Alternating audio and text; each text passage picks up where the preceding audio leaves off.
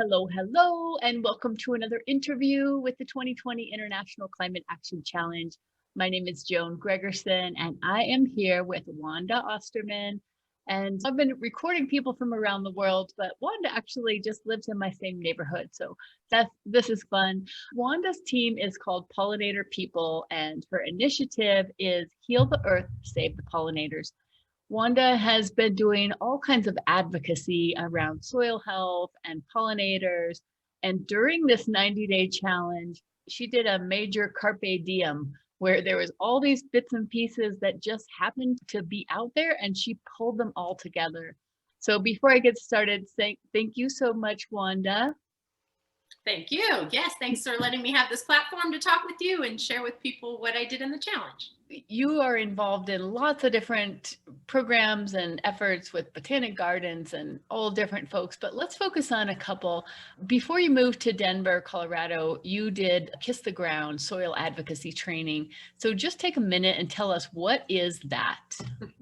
It's an eye-opener is what it is. There were training classes that we did for about 3 months. It was pretty intense, and for some people, if you weren't a farmer, it felt scary.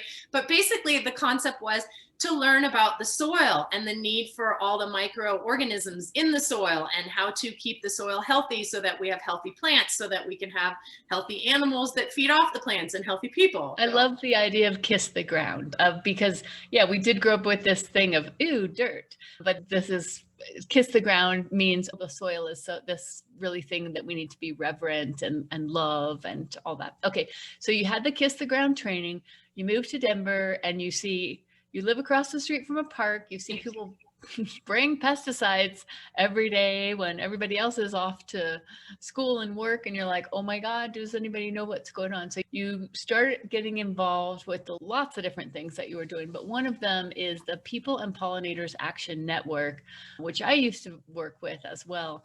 And so tell us a little bit, what is the mission of People and Pollinators Action Network, where you've been volunteering?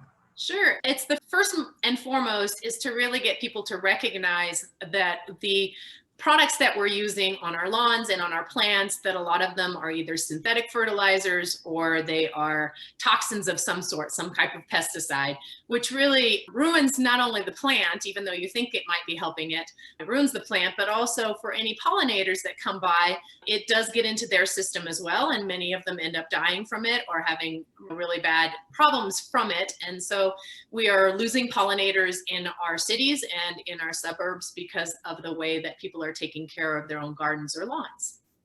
The second piece is to advocate and to get involved with city council and senators and government officials to try and change different laws. A lot of laws around here are preemptive laws, and in order to make beneficial change, we have to be able to get those laws switched out as well. Getting things on the ballot, trying to get money and funding, that's really important to keep these types of initiatives going and to make change.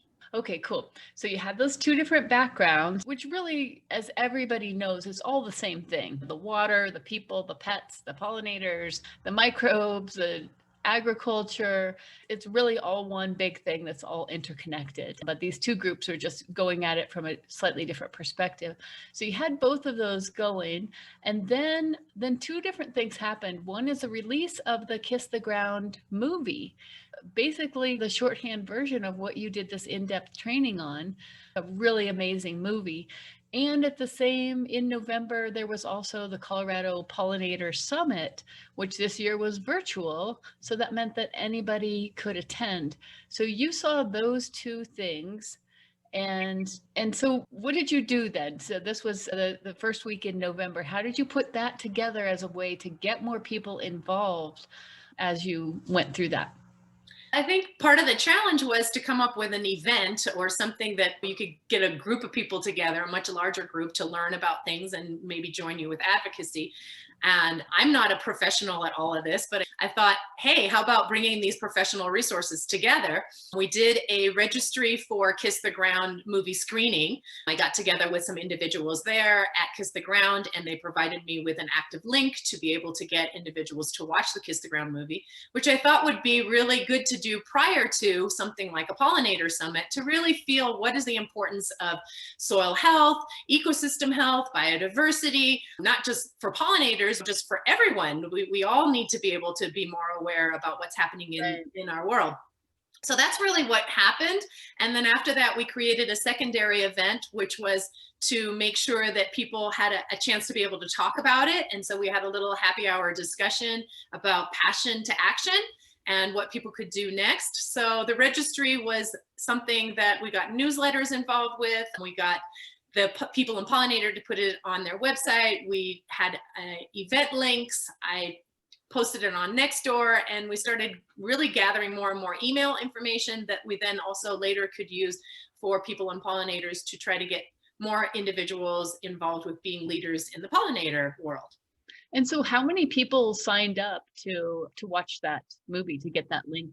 So each individual registry that I did, there were about 250 that I personally put together. There were some Kiss the Ground individuals and some initiators that I knew from a variety of different social platforms, because I'm not great at social platforms. And so in all, they were able to gather a lot more people nationwide as well. And then through the challenge that you've been doing, we also had individuals internationally that were posting it, and people here nationally that were posting it. And so altogether, I would say we were roughly at about 900, maybe even 1,000 people that registered for it, which was wonderful. And in that same registry, we asked people to also commit to signing on to the Pollinator Safe Gardens pledge that was happening with people in Pollinator, as well as the petition for a license plate for pollinators to be able to get some more funding for those groups to do more initiatives based specifically on pollinators. That was really cool because, yeah, taking that idea of the Pollinator Summit and the Kiss the Ground movie. And so what you were doing is, as you were saying in the book and the workbook, the Climate Action Challenge book and workbook, is this idea of doing a day of action to get people involved and develop this sense of camaraderie and fun. And then when you go forward, then people already know each other, they're excited. And then you figure out, okay, what laws should we change? But if you start with, let's change a law, it's just, you don't have that kind of group dynamic that you really need to be able to work on some of those more difficult things. So I thought that was a really brilliant way that you pulled all that together. So congratulations for doing that. I know you had to learn a lot of different things, like setting up a form and an email list and all that stuff. And that's a lot of it, is getting systems in place where people can, subscribe and unsubscribe. Then Wanda, going forward for you, what are your next steps? What are the areas that you're going to focus in? And so these are things that either people could work with you or use the same idea in their communities. Sure. I also do a lot with the Denver Botanic Gardens, so I'm very interested in making sure that native plants are something that we have here more of in our resources. I am working very hard to try to do a group called Non-Toxic Neighborhood Parks, which really focuses on discussions with the Department of Park and Recreation to have them change their integrated pest management system, which is about 14 years old, and add more progressive means of using products that are much safer for the environment, trying to get them to also plant more pollinator sections. That's in Denver. So that's that. And so you have that Facebook group. So the Non-Toxic Parks Facebook group, we can share that link. That'll be on your profile. Yeah. And then your work with the InterNeighborhood. Yes. So there's INC, and there is also a group called an RNO, which is your registered neighborhood organizations.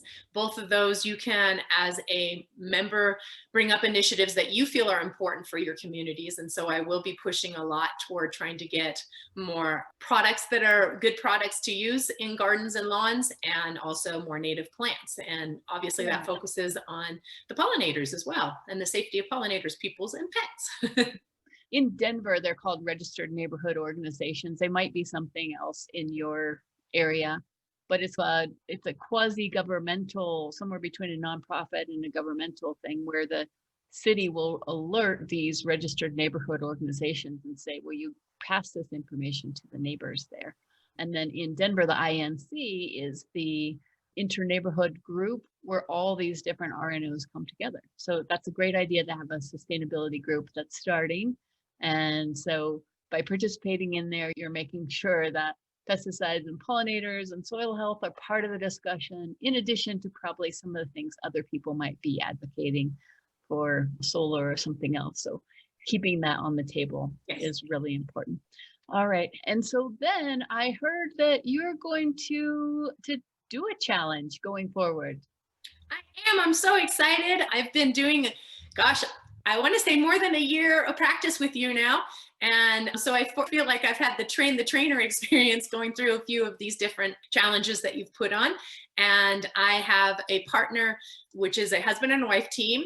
They are Hugelrado, a farm, and they focus on making sure that we have soil health through compost and healthy compost, and also making sure that we have mushrooms and microgreens in our systems, which are very good for people health-wise, but also mushrooms do a lot in the ground that is very stabilizing and helps out with soil health. I heard from Shannon, Wanda did our first coaching session for our 90-day challenge.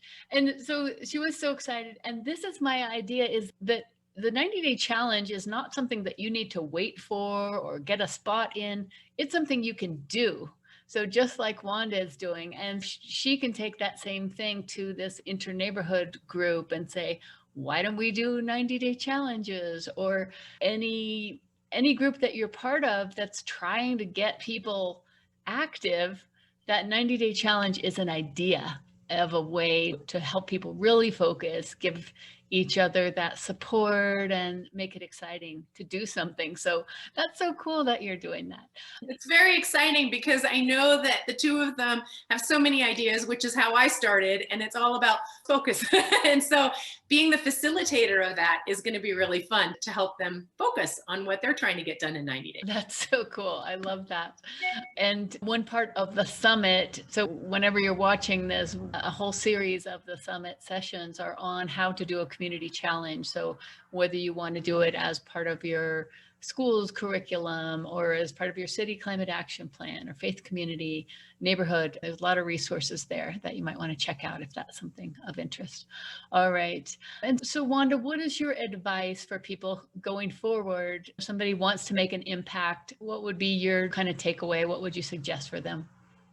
I always like to tell people, stop waiting for the perfect time to start.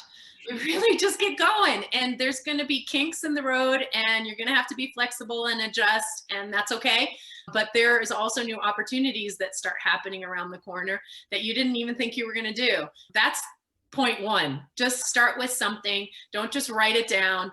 Make sure you start calling people, create a group, have a team, have some meetings, and figure out what you can do in 90 days. And if you can't get all of it done, it's okay. You'll probably find that you're going to end up doing something else as well. So that's great. And congratulate yourself along the way for the milestones that you do achieve. I think your challenge showed that directly, because you had some different ideas of how to get people involved or starting gardens. And then it's okay, wait, the weather isn't so great for that. Maybe we could do something else.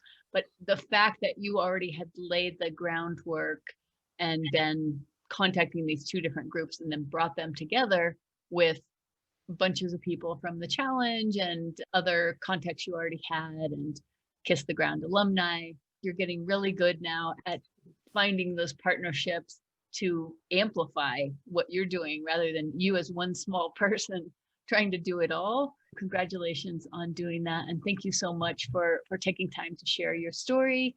And I hope everybody gets this idea that, that we can all be kissing the ground and loving our pollinators and really being that voice for our cities and others that need to hear from us. So thank you so much for all of your work with that. Thank you. And thank you for the program and the challenge. And I can't wait to hear everybody else's success stories. We've all been doing work on the background, so it'll be nice to watch everything at the summit. Thank you so much, Wanda. And so for everybody, if you don't already have that website, then just head over to www.climateactionchallenge.net. You can hear all the other interviews. and pick up the book and get more ideas for going forward. Okay, thanks everybody. Bye, Wanda. Bye.